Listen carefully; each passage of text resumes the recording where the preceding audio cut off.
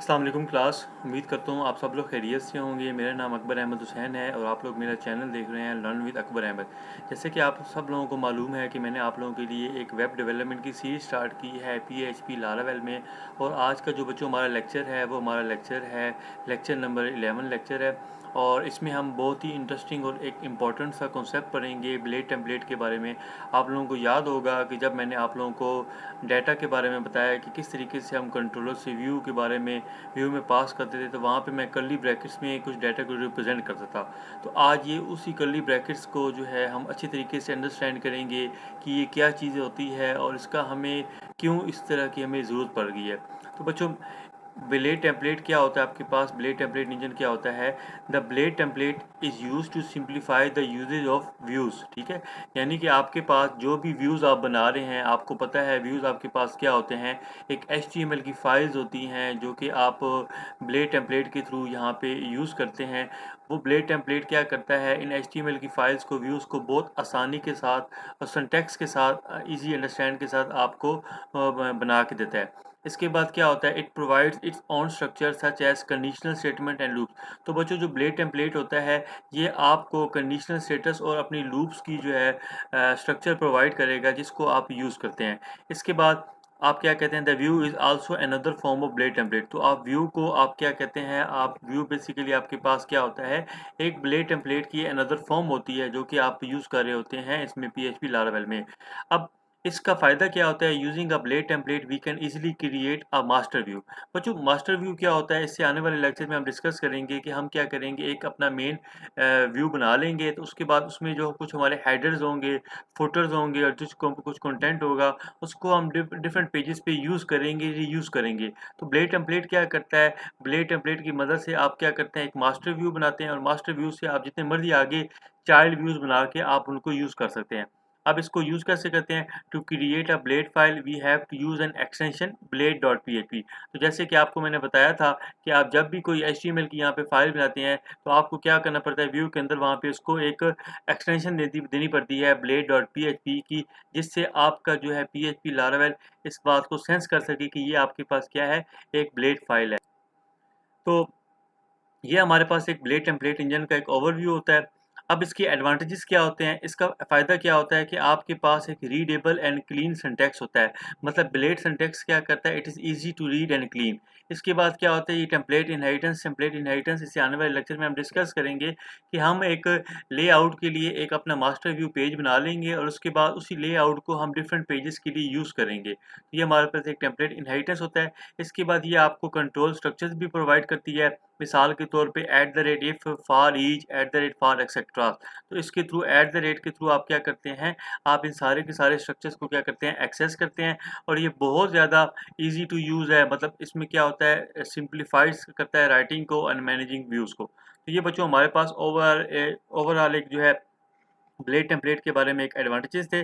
अब बच्चों ये देखें, हमारे पास ये बहुत इंपॉर्टेंट एक स्लाइड है हमारे पास कि आपको याद होगा कि जब आप PHP कोर में काम करते थे तो वहाँ पे आप अपने डाटा को कैसे व्यू करते थे। आप लिखते थे इस साइन के साथ लेस देन, इसके बाद क्वेश्चन मार्क और PHP के साथ स्टार्ट करते थे, उसके साथ क्लोज करते थे। और इसके अंदर आपने लेट्स सपोज एक ये वेरिएबल बनाया हेलो वर्ल्ड का और आप इसको इको करते थे। अब यही काम अगर आपने ये हेलो वर्ल्ड का करना होगा तो आप क्या करेंगे, सिंपल दो कर्ली ब्रैकेट्स के साथ स्टार्ट करेंगे, वहाँ पे डॉलर नेम दे देंगे और कर्ली ब्रैकेट्स के साथ आप इसको क्या कर देंगे, क्लोज कर देंगे। तो ये सारे का सारा जो इतना बड़ा कोड था ये आपको ब्लेड टेम्पलेट ने कंसाइज करके इतना आपको जो है ये बना के दिया है। तो आइए ज़रा इसकी अब हम कोई लाइव एग्जांपल्स करते हैं जहाँ से आपको और ज़्यादा इजीली अंडरस्टैंड हो जाएगा। तो मैंने अपना ये प्रोजेक्ट खोला हुआ है। तो यहाँ पे बच्चों मेरे पास क्या होता है, मेरे पास ये व्यूज़ होते हैं। तो जिन्होंने मेरी क्या कहते हैं राउट्स की अगर लेक्चर नहीं देखा तो उनसे ये रिक्वेस्ट है कि वो राउट्स के लेक्चर देखें, जहाँ पे मैं व्यूज़ कैसे बना रहा था, ताकि आप लोगों को एक आसानी के साथ ये चीज़ें समझ आ जाएँ। तो बच्चों यहाँ पे मैं क्या करूँगा, न्यू फाइल करूँगा और यहाँ पे मैं लिखता हूँ test.blade.php। तो ये मेरा क्या हो गया, एक ब्लेड सिंटैक्स के थ्रू एक मेरी HTML की फाइल बन गई है। अब यहाँ पे मैं क्या करूँगा, मैं HTML लिख के और इसकी एक्सटेंशन यूज़ करूँगा। तो यहाँ पे हमारे पास ये व्यू बन गया। अब हम क्या करते हैं, हमारे पास यहाँ पे HTML5 की एक्सटेंशन मैंने इसमें की हुई है और यहाँ पे मैं लिख लेता हूँ ब्लेड लेक्चर और यहाँ पे बच्चों मैं क्या करता हूँ, मैं बच्चों क्या कर रहा हूँ, यहाँ पे एक PHP कोर का एक सिंटेक्स लिखूंगा, ये लेस देन, इसके बाद ये क्वेश्चन मार्क, इसके बाद मैं PHP लिख रहा हूँ, और PHP के बाद मैं इसको क्या कर दूंगा, इसको PHP को क्लोज भी कर दूंगा। और यहाँ पे बच्चों मैं क्या कर रहा हूँ, यहाँ पे मैं लिखूंगा dollar name is equal to, और यहाँ पे मैं लिखता हूँ हेलो PHP लारावेल, और यहाँ पे कॉलन दे के इसके बाद मैं इको करूँगा और डॉलर नेम। तो ये बच्चों क्या कर देगा, मेरे इस वाले जो स्ट्रिंग है हेलो PHP को उसके अंदर क्या कर देगा, सेव करके यहाँ पे प्रिंट कर देगा। तो अब मैं क्या करूँगा बच्चों, मैं web.php, यहाँ पे जो राउट्स है, राउट्स के अंदर हमारी web.php फाइल है। अगर आप लोगों ने वो लेक्चर नहीं देखा तो आप लोगों को ये लेक्चर समझने में मुश्किल होगी, तो आप मेरे वो राउट्स वाला लेक्चर देखें जिसमें हमने देखा है कि हम राउट्स के थ्रू व्यू को किस तरह रिटर्न करते हैं। तो बच्चों मैं क्या करूँगा, मैं यहाँ पे एक राउट को लिखूँगा, राउट के बाद कॉलन, और यहाँ पे मैं गेट, और जो पहले वाला जो मेरा पैरामीटर होता है वहाँ पे मैं राउट का पाथ दूंगा। तो मैं यहाँ पे फॉरवर्ड स्लैश के बाद टेस्ट लिख रहा हूँ, इसके बाद मैं एक फंक्शन बनाऊंगा, फंक्शन के बाद मैं इसकी बॉडी बनाऊंगा, और यहाँ पे मैं इसको सेमी कॉलन के साथ क्लोज कर दूंगा, और इसके बाद मैं यहाँ पे क्या कर दूंगा, रिटर्न करूँगा व्यू। व्यू के अंदर मैं क्या करूँगा, इस व्यू का नाम लिख लूँगा। तो यहाँ पे खाली मुझे व्यू के अंदर सिर्फ इस व्यू का नाम लिखना पड़ेगा, टेस्ट डॉट, तो इसको मैं स्ट्रिंग के अंदर लिखूँगा।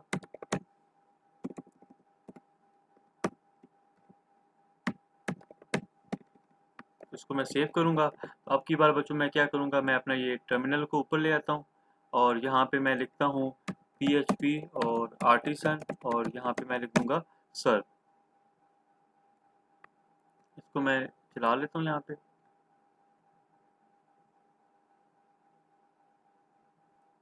तो ये मेरा लोकल होस्ट बन गया। अब मैं यहाँ पे आगे फॉरवर्ड स्लैश के बाद जो मेरे राउट का नाम था वो टेस्ट था, तो मैं ज़रा टेस्ट कर देता हूँ। तो यहाँ पे देख लेते हैं, हमारे पास यहाँ पे आ गया, देखें हेलो PHP लारावेल। तो बच्चों ये मेरे पास क्या था, ये मेरे पास जो था क्या कहते हैं, ये मेरे पास जो था एक मैंने सिंपल कोर PHP में किया था। अब यही वाला काम जो है मैं आपको ब्लेड टेम्पलेट के थ्रू करके दिखाना चाहूँगा। तो इसमें क्या होगा, सिंपल सा जो है, मैं मिसाल के तौर पे मैं यहाँ पे लिखता हूँ ये, और यहाँ पे मैं लिखूँगा हेलो PHP लारावेल। तो ये मेरे पास यहाँ पे आ जाएगा। अब ये मेरा ब्लेड टेम्पलेट था, तो यहाँ पे मैंने क्या किया, 2 कर्ली ब्रैकेट्स, इसके अंदर कोटेशन के अंदर स्ट्रिंग के अंदर मैंने हेलो PHP लारावेल लिखा है, और ये इसको क्लोज किया है। तो ये मेरा बच्चों क्या हो गया, ये मेरे पास एक ब्लेड टेम्पलेट हो गया है। अभी मैं इसी को जो है दोबारा रीलोड करता हूँ, तो मेरे पास यही चीज़ जो है ये दोबारा क्या आ रही है, हेलो PHP लारावेल जो है ये शो हो रही है। तो ये बच्चों हमारा इसी तरीके से जो है क्या कहते हैं, ब्लेड टेम्पलेट काम करता है। तो ये मैंने आपको बताना था। अब बच्चों इसमें इसी तरीके से आप जो है, अगर आप मिसाल के तौर पे यहाँ पे आप देना चाह रहे हैं, कोई भी HTML का टैग यूज़ करना चाह रहे हैं, आप लिख रहे हैं H1 और आप लिखते हैं हेलो PHP लारावेल।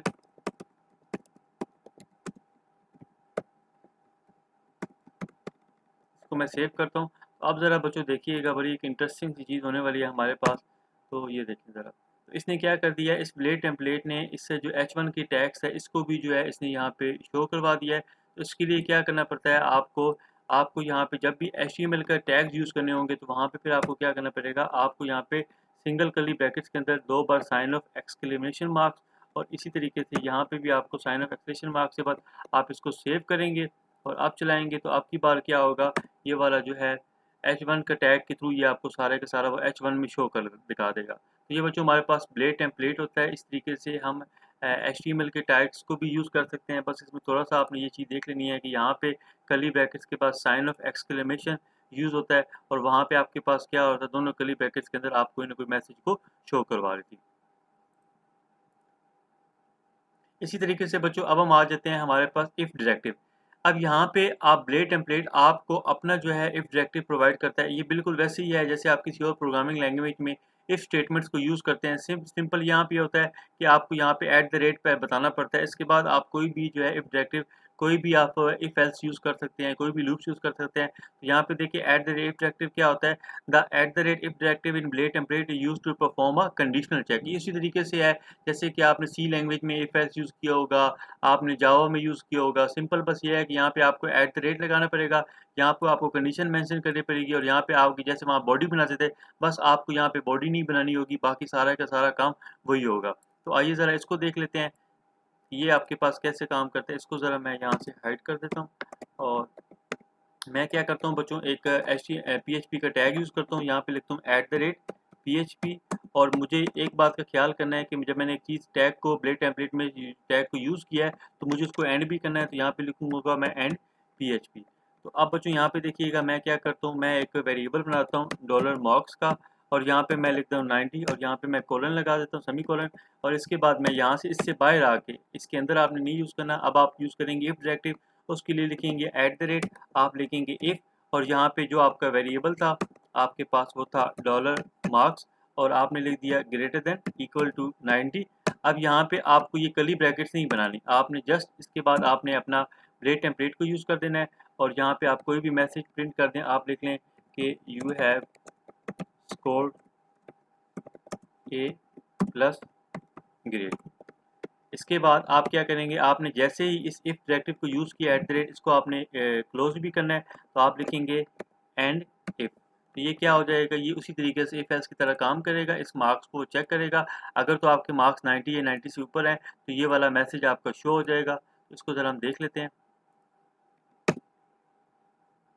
तो ये देखें आपके पास you have scored A++ grade आ गया। तो इसी तरीके से बच्चों आपने ये इफ डायरेक्टिव यूज़ किया है तो आप इसी के अंदर जो है क्या कर सकते हैं, आपका एल्स डायरेक्टिव भी यूज़ कर सकते हैं। तो वो क्या होगा आपके पास, आप लिखेंगे आप लिखेंगे एल्स, और इसके बाद आपको एल्स के बाद आप यहाँ पे ब्लेड टेम्पलेट बनाएंगे और यहाँ पे लिखेंगे आप लिखेंगे यू आर फेल्ड। अब ये हो जाएगा कि मार्क्स अगर मेरे लेट्स सपोज 90 से कम है, मेरे पास जो है वो क्या हो जाएगा, एक एल्स का पोर्शन जो है वो क्या कर देगा, वो ये चला देगा ब्लेड टेम्पलेट। तो ये देखें यू आर फेल्ड। सिंपल, बस आपने इस चीज़ का ख्याल करना है कि आप @ से स्टार्ट कर रहे हैं और यहाँ पे आपने कोई भी बॉडी नहीं बनाई। मिसाल के तौर पे आपके पास मल्टीपल कंडीशंस हैं अभी के लिए, क्योंकि आपके पास एक कंडीशन चेक हो रही है, आप मल्टीपल कंडीशन चेक करना चाह रहे हैं। तो यहाँ पे आपके पास क्या होगा, आप लिखेंगे @else if, और यहाँ पे आप दे दें कि $marks अगर मेरे वो क्या आ जाते हैं 90 से कम आ जाते हैं, तो मैं यहाँ पे क्या करता हूँ, मैं यहाँ पे लिख लेता हूँ B ग्रेड। ठीक है, तो यहाँ पे इसके बाद मेरे पास हम इसको ऐसे कर देते हैं कि मार्क्स जो हैं वो मेरे ग्रेटर देन 80 कर देता हूँ एंड मार्क्स लेस देन 90। तो अब की बार क्या हो जाएगा मेरे पास, इसको हम 90 ग्रेटर देन इक्वल टू 90 कर देते हैं। तो इसको ज़रा हम चला के देख लेते हैं बच्चों।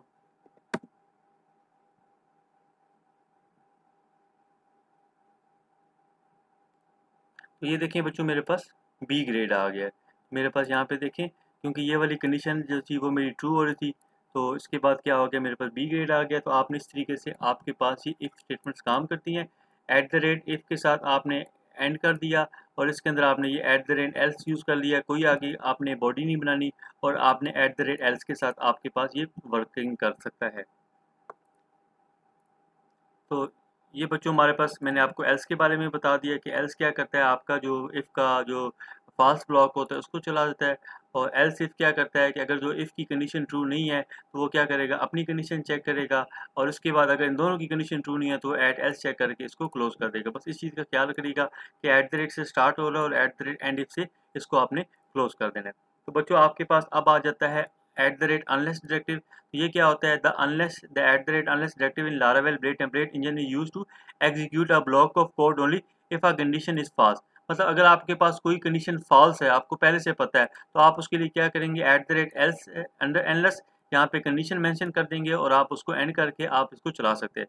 तो आइए ज़रा इसको भी हम चला के चेक कर लेते हैं। तो मैं इसको जो है यहाँ से ख़त्म कर देता हूँ और यहाँ पे मैं लिख लेता हूँ, एक वेरिएबल लिख लेता हूँ यूज़र लॉग इन, और इसको मैं फॉल्स कर देता हूँ।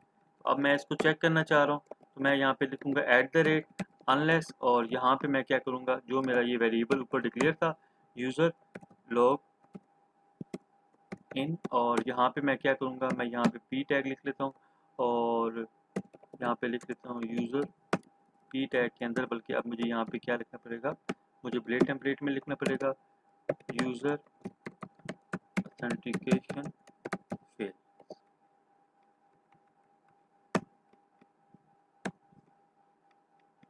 और इसके बाद मुझे इसको एंड भी करना होगा। इस चीज़ का लाजमी ख्याल करना है आप लोगों ने, एंड अनलेस का। अगर आप एंड नहीं करेंगे तो फिर आपका प्रोग्राम जो है वो मसला करेगा।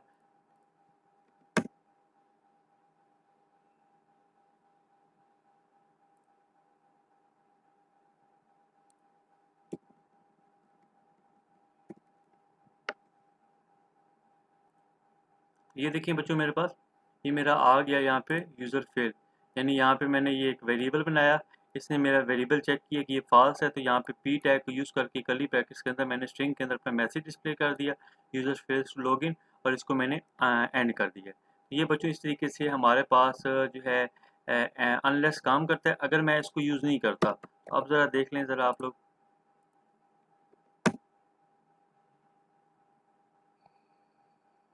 तो ये देखिए, ये आपको क्या कह रहा है, syntax error unexpected end of file, तो आप मतलब एंड नहीं कर रहे इसको। तो यहाँ पे ब्लेड टेम्पलेट में आपने एक चीज़ का ख्याल करना है कि आपने अगर किसी चीज़ को स्टार्ट किया है तो आपने उसको एंड भी ज़रूर करना है। तो आपको यहाँ पे लिखना पड़ेगा एंड अनलेस। इसको आप सेव करेंगे और इसके बाद जो है आप इसको यूज़ करेंगे। तो ये देखिए,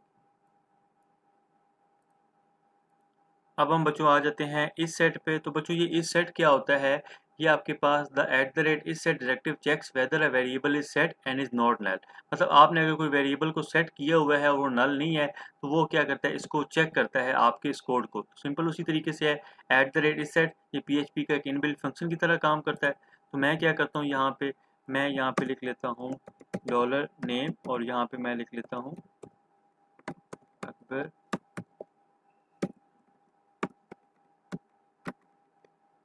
और यहाँ पे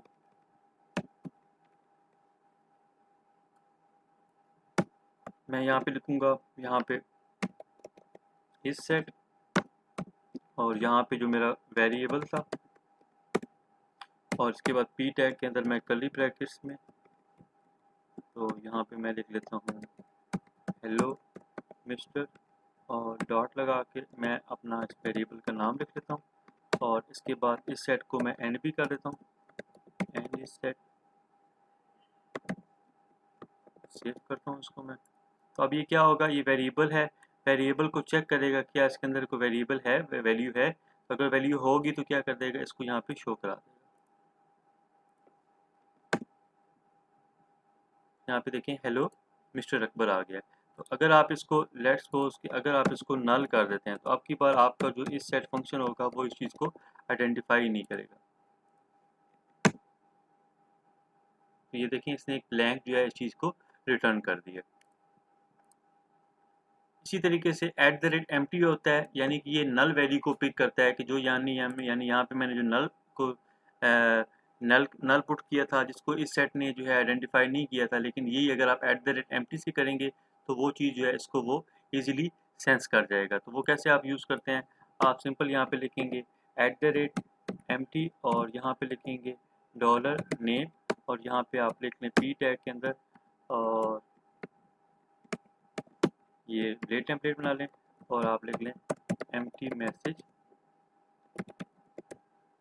डिस्प्लेस, और यहाँ पे आप लिख लें eight the rate and empty.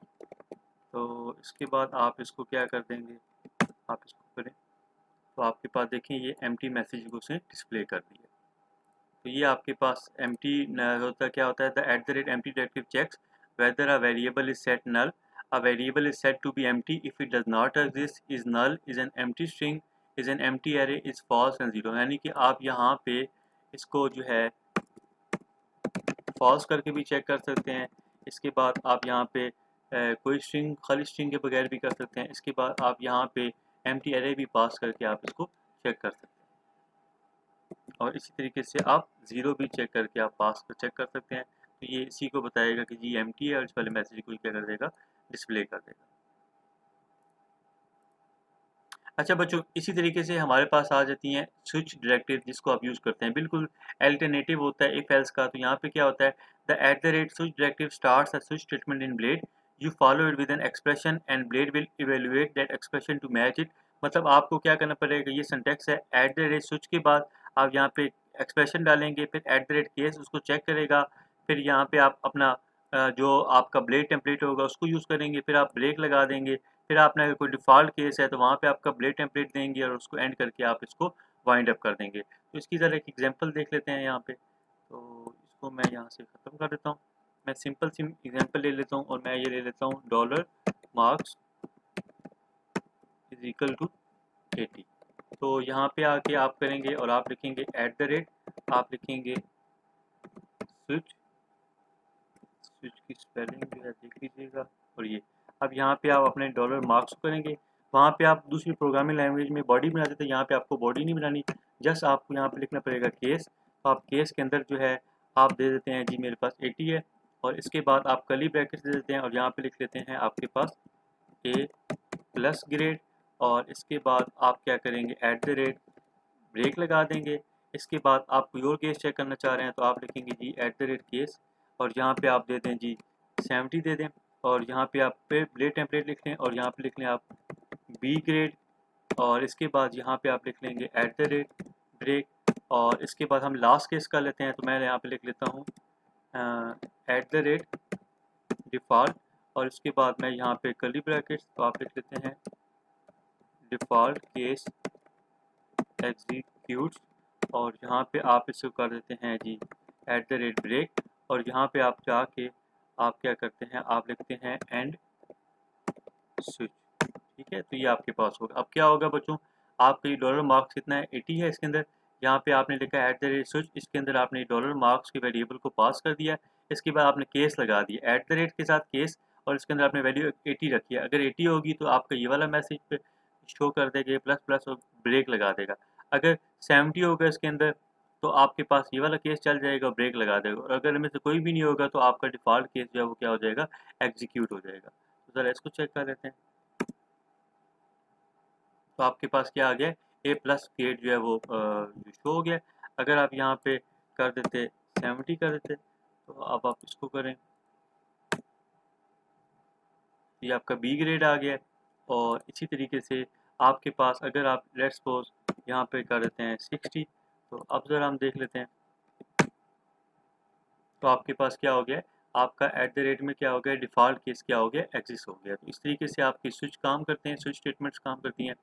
अब हम बच्चों आ जाते हैं लूप्स पे। तो लूप्स के लिए आप कैसे यूज़ करते हैं, @ फार के साथ यूज़ करते हैं। बाकी बिल्कुल उसी तरीके से है जैसे आप किसी और प्रोग्रामिंग लैंग्वेज में करते हैं। तो मैं आपके सामने एक फार लूप का जो है बना के दिखा देता हूँ। इस सारे को जो है मैं यहाँ से ख़त्म कर देता हूँ, और मैं इसको भी ख़त्म कर देता हूँ, यहाँ पे भी कंट्रोल सेव करता हूँ। अब लूप के लिए क्या होगा बच्चों कि मैं यहाँ पे लिखूँगा @ मैं लिखूँगा फार, और मैं यहाँ पे लिख लेता हूँ डॉलर, और यहाँ पे लिखता हूँ i = 0, इसके बाद डॉलर और i <10, इसके बाद डॉलर और i यहाँ पे प्लस, वहाँ पे आप कर्ली ब्रैकेट्स बना सकते हैं, यहाँ पे कर्ली ब्रैकेट्स बनाने की कोई ज़रूरत नहीं है। आप जस्ट यहाँ पे लिखें पैराग्राफ टैग के अंदर, इसको जो है यहाँ से मैं हटा देता हूँ p के साथ, और इसको p के साथ, और यहाँ पे मैं कर्ली ब्रैकेट्स हैं, और यहाँ पे मैं लिख देता हूँ डॉलर i, और सिंपल सा है, मुझे क्या करना पड़ेगा, इस लूप को एंड भी करना पड़ेगा। तो अब मैं इसको सेव कर लेता हूँ। तो जस्ट मैं यहाँ पे इसको चला के चेक करता हूँ यहाँ पे, तो मेरे पास देखें ये वैल्यूज आ गई 0 1 2 3 4 5 6 7 8 9। ये मैंने फार के थ्रू क्या कर दी, मैंने इसको प्रिंट कर दिया। ठीक है बच्चों, इसी तरीके से आपके पास वाइल लूप भी काम करता है। तो वाइल में आपने एक चीज़ का ख्याल करना है कि आपको जो है पहले अपने वेरिएबल को इनिशियलाइज करना पड़ेगा। तो अगर आप खाली $i = 0 पे करेंगे तो ये आपका क्या होगा, ये इस चीज़ को सेंस नहीं करेगा। इसको आपको क्या करना पड़ेगा, इसको आपको @php एंड php के टैग के अंदर लिखना पड़ेगा। तो आप लिखेंगे $i = 0, इसके बाद आप यहाँ पे लिखेंगे @while, और यहाँ पे आपके पास आ जाएगा $i, आप कहते हैं जी लेस देन इक्वल टू 10 आ जाए। इसके बाद आप क्या लिखेंगे यहाँ पे p टैग, ये आपके पास PHP के टैग्स क्यों आ जाते हैं,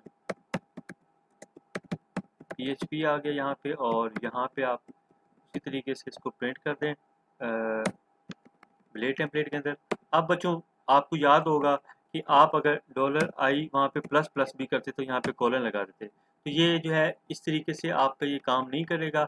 आपको क्या करना पड़ेगा, आपको यहाँ पे दोबारा जो है @php बना के फिर आपको यहाँ पे @endphp करना पड़ेगा, और इसके बाद आपको यहाँ पे जो है آپ جو ہے وہ آپ نے لکھا ہوگا جو ڈالر ہے آئی آپ پلس پلس کر دیں، اور اس کے بعد آپ کیا کر دیں، آپ کا جو لوپ ہے آپ اس کو جو ہے اینڈ کر دیں، اینڈ وائل لوپ، ٹھیک ہے. تو یہ آپ کا اس طریقے سے آپ کا یہ کام کرے گا وائل لوپ میں. تو یہ دیکھیں آپ کا 10 تک جو ہے اس نے پرنٹ کروا دیا ہے. تو اگر آپ اس کو نہیں لکھتے تو اس کو میں چیک کرا دیتا، تو پھر آپ دیکھیے گا آپ کا یہ سینس نہیں کرے گا.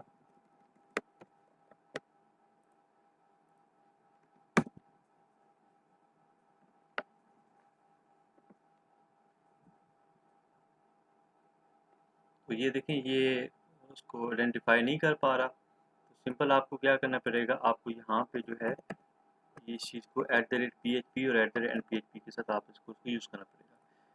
اب بچوں ہم نے فار کا بھی دیکھ لیا، ہم نے وائل کا بھی دیکھ لیا. اب بچوں ہم آ جاتے ہیں فار ایچ. بچوں فار ایچ جو ہے یہ بہت امپورٹنٹ جو ہے آپ کے پاس لوپ ہوتا ہے. یہاں پہ آپ @فار ایچ میں یوز کریں گے، اور یہ زیادہ تر آپ ایریز کے لیے یوز کرتے ہیں. تو یہاں پہ لکھا ہوا ہوتا ہے @for directive use to iterate over each item in an array اور کلیکشن. تو اس کے لیے سینٹیکس کیا ہوتا ہے، @فار ایچ اور @n فار ایچ سے آپ اس کو یوز کریں گے. یہاں پہ آپ اپنے ایرے کی جو ویریبل ہے اس کو کسی اور ویریبل میں اسٹور کریں گے اور اس کو پرنٹ کر دیں گے. تو آئیے ذرا اس کی ایک سیمپل دیکھ لیتے ہیں.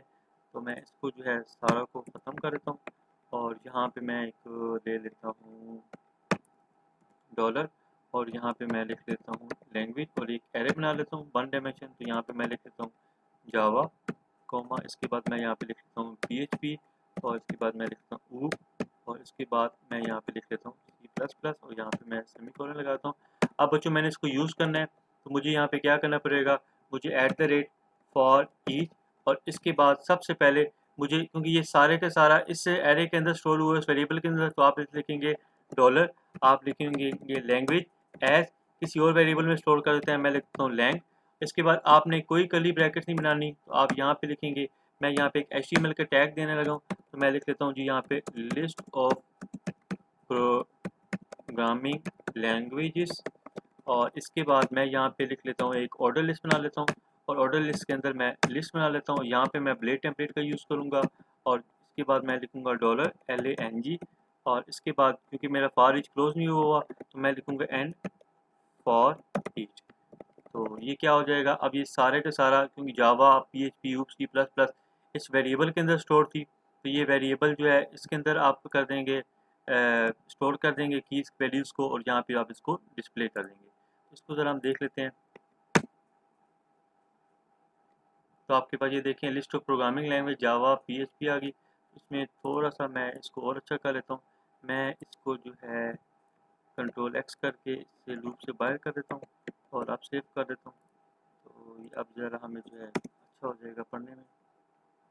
تو یہ دیکھ لیں آپ کے پاس لسٹ آف پروگرامنگ لینگویجز آپ کے پاس آ گئی ہیں، جاوا PHP اوپ اور C++. تو اس طریقے سے آپ نے کیا کیا، آپ نے ان کو جو ہے @فار ایچ کے تھرو کیا کر دیا، آپ نے پورے کے پورے لوپ کو ٹریورس کر دیا ہے. تو یہ بچوں ہمارے پاس بلیڈ ٹیمپلیٹ ہوتا ہے.